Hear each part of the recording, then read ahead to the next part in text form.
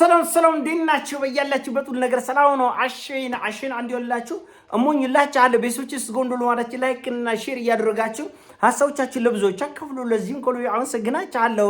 ዛሬ ወደ ሚዛናችን ዘላችሁ የመጣ ነው እንግዲህ በትናንትናው ዕለት ሰይፉ ሾው ላይ እንግዳ ሆኖ የቀረበውን ድምጻዊ ኢሳያስ ታምራት ጉዳይ ነው። ኢሳያስ እኔ በግሌ እጅግ በጣም የተለየ ድምጻዊ ነው። ኢትዮጵያ ውስጥ አሁን ባለው ትውልድ እሱን የሚመስል አንድም አይነት ድምጻዊ የለም። አሁን ያለው ሳይሆን አጠቃላይ ኢትዮጵያ ውስጥ ምናልባት በስራውና በችሎታው ሰርቶ ማሳየት የሚጠበቅበት ጉዳይ ቢሆንም ከነ ድምጻዊ ጥላሁን ገሰሰ ሁሉ የተሻለ የተፈጥሮ ስጦታ ያለው ይመስለኛል። የግል እይታዬ ነው፣ ከተሳሳትኩ ይቅርታ። ነገር ግን እንደኔ እይታ ልጁ ባለ ልዩ ተሰጥኦ ነው። ችግሩ ምንድነው? ዲሲፕሊን ነው። እንደምታውቁት እኛ ሀገር ብዙ ጊዜ የማንረዳው ነገር አንድ ሰው ተሰጥኦ ስላለው ብቻ ትልቅ ቦታ ይደርሳል ማለት አይደለም። ተሰጥኦ በዲሲፕሊን መታጀብ አለበት። ዲሲፕሊን ማህበራዊ ኑሮ፣ የትዳራችን ጉዳይ፣ የስራችን ጉዳይ፣ የመድረክ ፐርፎርማንሳችን ብዙ ጉዳዮችን የሚያጠቃልል ጉዳይ ነው እንጂ ኢሳያስን የሚያክል ድምጻዊ የለም። እንደምታውቁት ኢሳያስ ከዚህ ቀደም ብለው በህገወጥ ሰዎች ዝውውር በሚል ተከሰተ ታስሮ ነበረ። አንዳንድ ኮሽታዎች በቤተሰባዊ ጉዳዮች ተነስቶበት ነበረ እና እንደዚህ ያሉ ውዝግብግቦች ልጁን ክብርና ሞገስን ዝቅ በማድረግ ተጽዕኖ በመፍጠር ልጁ የተሻለ እንዳይንቀሳቀስ ያግዱታል እና ራሱን በራስ የመጥለፍ ነገር አያለው። ከዚህ በተረፈ ልጁ ያለው ተሰጥኦ ምንም ጥያቄ ውስጥ የሚገባ ነገር አይደለም። አንዳንድ ነገሮች ይጎልኑበታል።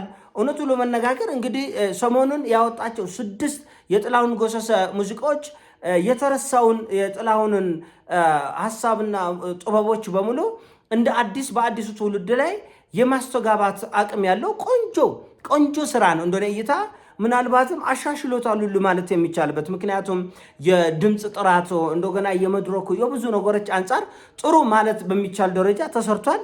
ነገር ግን ይሄ አንደኛ ዲሲፕሊን ችግር ምንድነው? ጥንቃቄ አለማድረግ። ለምሳሌ ግጥምና ዜማ ደራሱን አስፈቅዷል፣ በጣም ጥሩ ነው። እንደገና ደግሞ ምንድነው ፕሮዲውሰሮቹ ሌሎች ከዚህ ጉዳይ ጋር የሚገናኙ ሰዎችን ሁሉ አማክሯል፣ ፍቃድ ጠይቋል።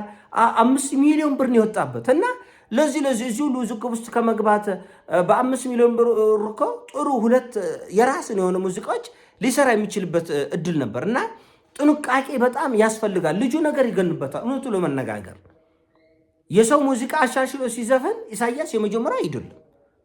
ስራው በትክክል ነው ማለት አይደለም። የጎደለችውንም ቢሆን አሟልቶ ነው ይህን ሁሉ ገንዘብ መፍሰስ የነበረበት እንጂ እንደዚህ ባልተሟላ ጉዳዮች ላይ ጥቂትም ይሁን ለምሳሌ እንደተባለው የአንድ ሙዚቃ ባለቤትነት 60-70 በመቶ ንብረትነቱ የግጥምና ዜማ ደራሲ ቢሆን የተወሰነ 10 በመቶ 20 በመቶ ደግሞ የዛ የፕሮዲውሰር እንደዛ እያለ ባለድርሻ አካላት ድርሻው ከፍም ዝቅም ሊል ይችላል። ያንን ሁሉ ማዳረስ ይገባል። በተረፈ ብቃቱ ላይ ምንም ጥያቄ የለም። እንዴት አንዳንድ እንደ ሜሲና እንደ ሮናልዶ ውሰዱ የሁለቱን። ለምሳሌ ዳዊት ጽጌና ኢሳያስም እንደ ሜሲና እንደ ሮናልዶም ትልቅ ተሰጥኦ አለው። ነገር ግን ከተሰጥኦ እኩል ወይም ደግሞ በላይ በከፍተኛ ሁኔታ ታታሪነት፣ ትጉነት፣ ጥንቁቅነት፣ ጥንካሬ፣ ብርታት አለው። ሜሲ ደግሞ ተፈጥሮን ብቻ ነው ይዟል። ነገር ግን ሜሲ ተፈጥሮን ብቻ ጥሩ ስኬት ላይ ደርሷል እና ኢሳያስ እዚህ ነገር ላይ ትኩረት ማድረግ ያለበት ይመስለኛል። በግሌ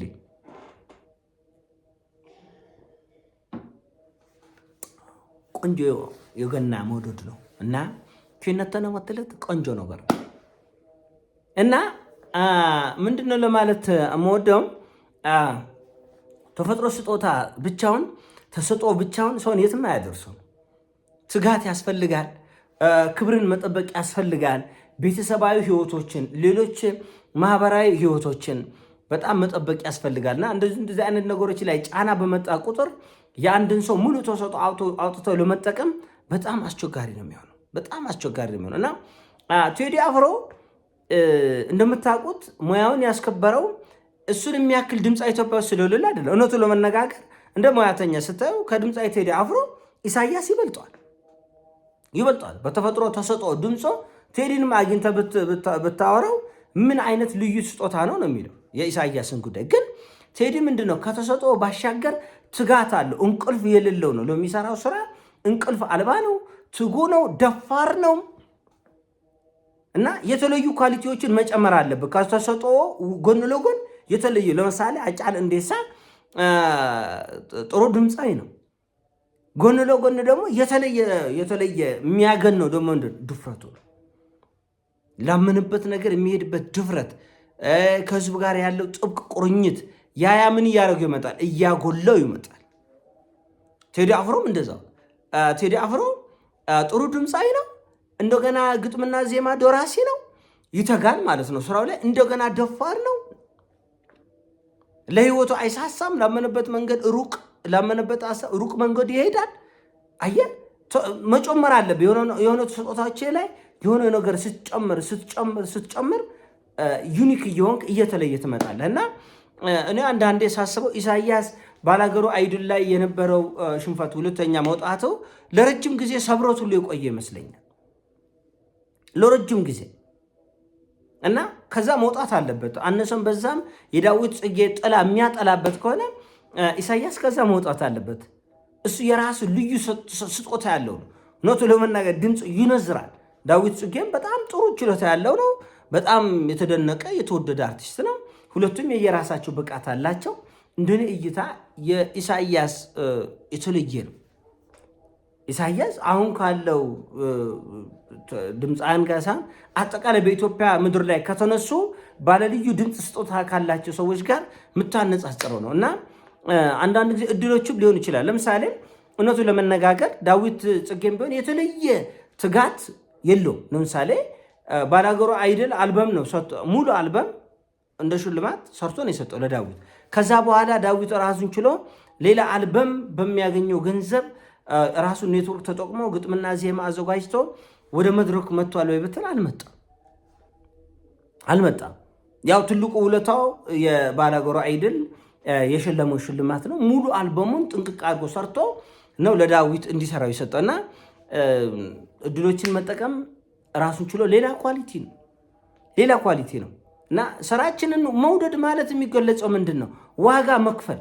ለምሳሌ 5 ሚሊዮን ብር የወጣው ዋጋ ለመክፈል ነው እና ልክ እንደዚሁ ለራሱ ስራ ከፍሎት ቢሆን ደግሞ ሞር የተሻለ ነው። የሰሞኑ ነገር ስህተት ነው ብዬ ነው የማስበው። ምክንያቱም ግጥምና ዜማ እንደራሴን ቢያስፈቅድም ፕሮዲሰሩን ቢያስፈቅድም በጥላሁን ቤተሰብ በኩል የተነሳው ኮሽታ ልጁ ላይ ሌላ ጫና የሚፈጥር ካለፋቸው ጫናዎች ሌላ ጫና ደግሞ ይፈጥራል እና ጥንቃቄ በጣም ያስፈልጋል። ይሄ የአርቱ ዓለም ብዙ ሰው የማያውቀው ነገር ጥንቁቅ መሆን ያስፈልጋል። እንደ መንፈሳዊ ህይወት ነው የሚዲያ ስራ።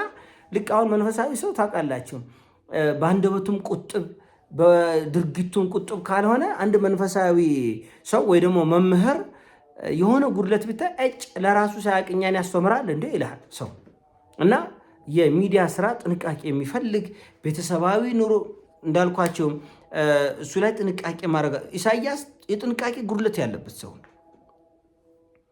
ጥንቃቄ ራሱ ባላገሩ አይድል የመጨረሻ ላይ የተሸነፈው በጥንቃቄ ጉድለት ነው።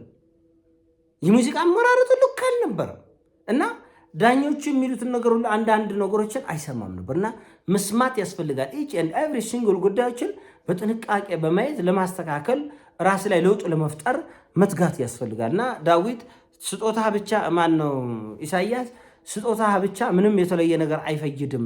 ብዙ ድምፃውያን አሉ ኢትዮጵያ ውስጥ መዓት ስፍር ቁጥር ድምፃውያን እነ ጥላሁን ገሰሰን እነ መሐሙድ አህመድን የድሮ ዘፋኞችን ያገነናቸው ስጦታቸው ብቻም አይደለም። በሰዓቱ የነበረው የግጥምና ዜማ ጎርፍ እንቅልፍ አልባ አሁን ትናንትና ያያቸዋቸው እንደ ጋሽ ታምራት አበበ አይነት ጎርፍ ሌሊትና ቀን እንቅልፍ አጥተው ግጥምና ዜማ የሚዘርሱ ጠንካራ ሰዎች ነበሩ። ጠንካራ ሰዎች እና በእነሱ ነው እዚሁ የመጡትና የጥላሁን ገሰሰ ቤተሰቦች የድምፃዊ ጥላሁን ገሰሰ ቤተሰቦች ማወቅ ያለባቸው ነገር ይህን ነገር ጥላሁን ሰቅሎት ሂዷል ማንም አይንካው ማለት አይችሉም። ይህን ማወቅ አለባቸው። ለምን የዛሬ 50 ዓመት አንድ ግጥምና ዜማ ደራሲ በ40 ብር እና በ200 ብር ሙዚቃ ሽጧልና ዘላለም እያከከ ይኖራል ማለት አይደለም። ባይሆን እንነጋገር በሚለው ነው እንጂ የሚነካካ አይደለም፣ የሚሻሻል አይደለም። አፋችሁን ዝቁ አይቻልም እንደዛ። ለምን ሌላው ሰውስ ድምፃዊ ለምሳሌ በህይወት ያሉ ድምፃውያን አሜሪካ እየሄዱ አውሮፓን እየሄዱ በሚሊዮን ይሰሩበታል፣ ሙዚቃውን ያሻሽላሉ። ኤፍሬም ታምሩ ለምሳሌ ሙዚቃውን አሻሽሎ ድጋሚ ሲዘፍን እኮ ከፍሏል። ለግጥምና ዜማ ደራሲ በሚሊዮን ከፍሏል። ስለዚህ መከፈል ያለበትን ትከፍላለህ። ሌላ ሰው ማሻሻል ከፈለገ ደግሞ የግጥምና ዜማ ደራሲው አንተ የዛሬ 50 ዓመት ሽጠዋል አፍን ዘግተህ ቁጭ በል የሚባልበት እድል የለም። ዋና ባለቤቶች መሆናቸውን ማወቅ አለባቸው። ሌላ ሰው ሲሰራ እናንተን ማስፈቀድ ግዴታው ነው። ነገር ግን መንካት አትችሉም ብሎ ቡራ ኮርዮ አያስፈልጉም ማለት ነው። የኔ ሀሳብ ነው። ሲሞቻችን ላይክ አድርግ፣ ሼር አድርግ። እወዳችኋለሁ። ፒስ